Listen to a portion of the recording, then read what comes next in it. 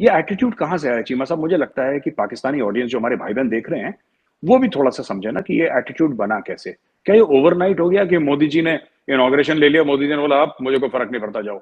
आपने कहा कि पाकिस्तान बार बार कहता है जी हमारे पास न्यूक्लियर है, हमारे पास न्यूक्लियर है, हमारे पास न्यूक्लियर है। पहली बात, कभी भी किसी पाकिस्तानी मिलिट्री लीडरशिप ने इसके बारे में कभी बात नहीं की।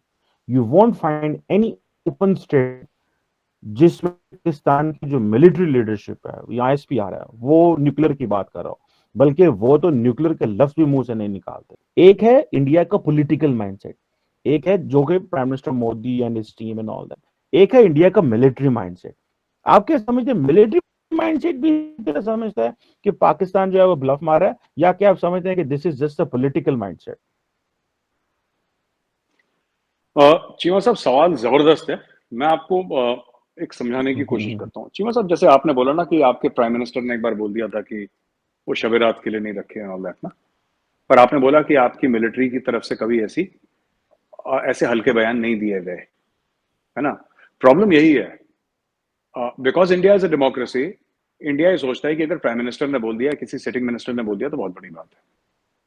और जहां तक आपने ये बात करी कि भारत में whether the political leadership thinks so और the military, in India the military leadership thinks whatever Mr Modi wants them to think. उन्होंने क्या थिंक करना है? Military leadership is under the prime minister. They might, in privacy, the generals might go and tell the prime minister कि sir, maybe this plan is not okay, इसमें दम नहीं। But if the prime minister says no, this has to be done, this has to be done, end of story। हमारी तारीख ही ऐसी रही है। तो हमारे यहाँ ये नहीं है कि प्राइम मिनिस्टर अलग सोच रहा है और आर्मी अलग सोच रही है, नेवी अलग सोच रही है, एयरफोर्स अलग सोच रही है। इतना, चीमा साहब, इंडिया में स्कोप है ही नहीं सोचने का। जो प्राइम मिनिस्टर सोचता है, पूरा देश वैसे सोचता है। हाँ, ऑपोजिशन पार्टी, आपने इवन देखा होगा, opposition party generally in terms of national security they are aligned. बाकी सब एक दूसरे का, कांग्रेस, बीजेपी, समाजवादी, बहुजन समाज पार्टी और डीएमके और तृणमूल, ये सब एक दूसरे के हाथ कॉलर वॉलर पकड़े रहते हैं। But when it comes to national security, generally in India, मैं हर ऑलवेज नहीं बोल रहा, but generally in India there is a consensus कि बॉस, ये मुल्क के हित की बात है, इसमें ज्यादा हम लोग पैंतरेबाजी नहीं करेंगे। Now you see this whole thing about कि वेदर पाकिस्तान विल रिस्पॉन्ड और नॉट, इसके ऊपर भी हमारे बहुत you know at least when Pakistan went nuclear, उसके बाद ऐसे बहुत सारे वाकये हैं वेयर इंडियन, ये एटीट्यूड कहाँ से आया चीमा साहब? मुझे लगता है कि पाकिस्तानी ऑडियंस जो हमारे भाई बहन देख रहे हैं, वो भी थोड़ा सा समझे ना कि ये एटीट्यूड बना कैसे। क्या ये ओवरनाइट हो गया कि मोदी जी ने इनॉग्रेशन ले लिया, मोदी जी ने बोला आप मुझे कोई फर्क नहीं पड़ता, जाओ? ऐसा नहीं है। इसके पीछे भी हिस्ट्री है। जो हुआ है हमारे यहाँ, और हमारी जितनी हजारों जानें गई हैं, right, Pakistan was able to do a lot of that because Pakistan had nuclear capability, and this was proved in Kargil, जब प्राइम मिनिस्टर वाजपेयी साहब ने इंडियन आर्मी को बोला कि आप लाइन ऑफ कंट्रोल पार नहीं करोगे। आपको पता है, Indian army did not cross the line of control in Kargil war 1999 Kargil में। इंडियन आर्मी, बिकॉज वही था कि पाकिस्तान के पास न्यूक्लियर वेपन्स है। आप देख लीजिए, जनरल मुशर्रफ ने Pakistani army northern light infantry को सरहद पार भेज दिया, एलओसी के पार भेज दिया।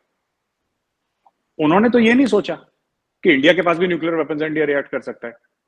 और यहां पे उल्टा इंडियन सोच रहे थे कि यार अगर हम जवाबी कार्रवाई करते हैं और अगर हम पार चले गए तो पाकिस्तान कुछ कर देगा। मोदी जी ने बोला कि इसको, पंजाबी में कहते हैं ना, मट्टी चट्टी पाओ, कुछ नहीं होने वाला। एंड दैट माइंडसेट, एंड ये 10-15 एपिसोड्स हो गए हैं चीमा साहब, ये एक एपिसोड नहीं है कारगिल वाला। आप पार्लियामेंट अटैक्स पे देख लीजिए, आप 26/11 का देख लीजिए, आप अक्षरधाम टेंपल का अटैक देख लीजिए। 1993 में तो Pakistan was not a nuclear weapon state, formally declared to be a nuclear weapon state. वो तो 98 में जब हमने ब्लास्ट करे, आपने ब्लास्ट करे, तब जाके हुआ। लेकिन इंडिया के पास तो 1974 में इंडिया ने बुद्धा स्माइल्स कर दिया था। India was a nuclear weapon state in 1974, but that did not stop Pakistan from Kashmir, from Punjab, this Khalistan entire issue and all that. कभी नहीं सोचा पाकिस्तान ने कि अगर हम करेंगे तो उसका ये रिपरकशन है कि इंडिया न्यूक्लियर वेपन स्टेट है, क्योंकि पाकिस्तान को ये श्योरिटी थी कि हम कुछ भी करें, इंडिया जवाब जरूर देगा। हो सकता है वो जवाब डिस्प्रोपोर्शनेट हो, लेकिन इंडिया कभी ना अपने न्यूक्लियर वेपन्स यूज नहीं करेगा, वर्ल्ड यूज नहीं करने देगा जी। दुनिया यूज नहीं करने देगी, हम जियो स्ट्रेटेजिकली इतने इंपॉर्टेंट हैं, अमेरिका बीच में पड़ जाएगा, चाइना बीच में पड़ जाएगा, इंडिया का हाथ रोक लेंगे, कोई कुछ नहीं कर पाएगा। ये पाकिस्तान में थिंकिंग थी, यही थिंकिंग अब इंडिया में आ गई कि एक और मिसाइल छोड़ दो, देखते हैं। तो ये बिल्कुल मत सोचिएगा कि the military leadership has some other thinking and the political leadership. Directions in India are passed through the parliament. The ruling party is the BJP and the head of the government is Narendra Modi. We have a single source of power in this country. Single window है, Narendra Damodar Das Modi, one single person. बस इसमें हाँ, army chief, navy chief, air force chief जरूर meeting में जाते हैं, जरूर उनसे कहते हैं कि सर ये ठीक नहीं है, we disagree. they are welcome to share their points. If they can convince the prime minister, well and fine. But if the prime minister is not convinced, नहीं करना है, फिर तो करना है, तो करना है। फिर उसके बाद you don't go back to the prime minister and say no no I will not do it. ये इसका स्कोप ही नहीं है। मैं सर एक आखिरी सवाल आपसे करना चाहता हूँ, बड़ा इंपॉर्टेंट क्वेश्चन है वो भी जी। आप क्या समझते हैं कि इंडिया के डिफेंस सेक्टर में कोई रोग एलिमेंट्स भी हैं?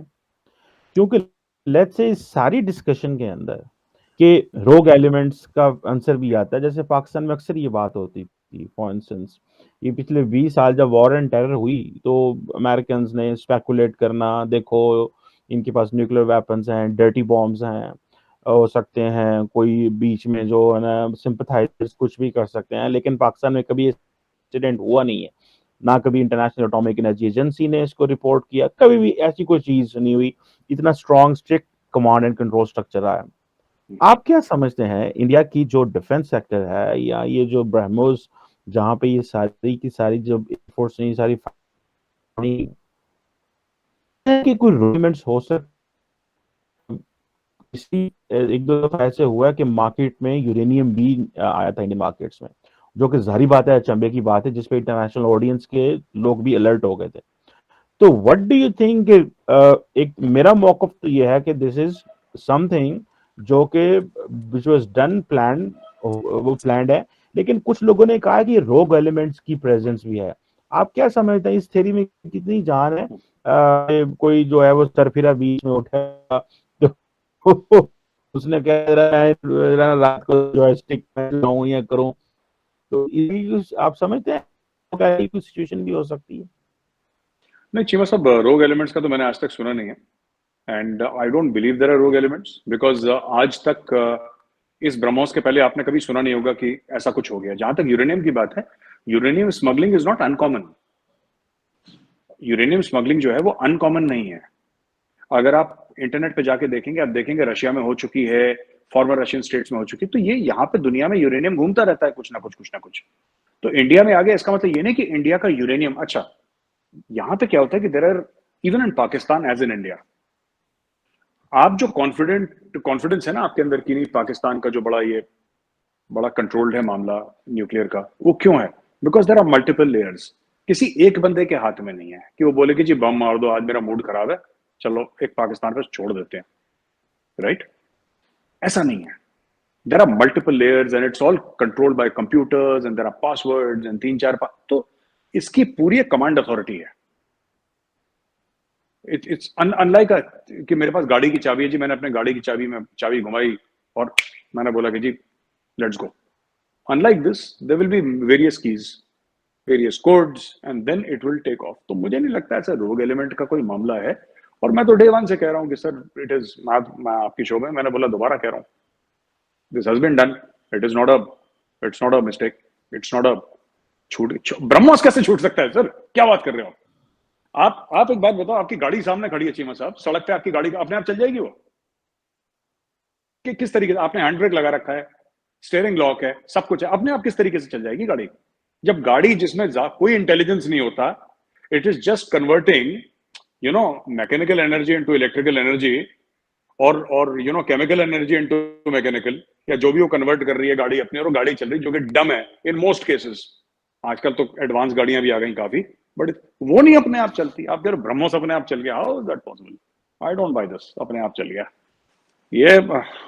नॉट रोग element, obviously it's a sanctioned it, जहां तक मैं समझ पा रहा हूँ, but I don't know details, मुझे नहीं पता, मैं तो अपना एनालिसिस कर रहा हूँ पर्सनल। बिल्कुल ठीक है, thank you very much Aamir साहब। for your Thank you time sir, thank and for helping to understand India's mindset और खास तौर पे ये जो ब्रह्मोस मिसाइल का इशू और इस पे इंक्वायरी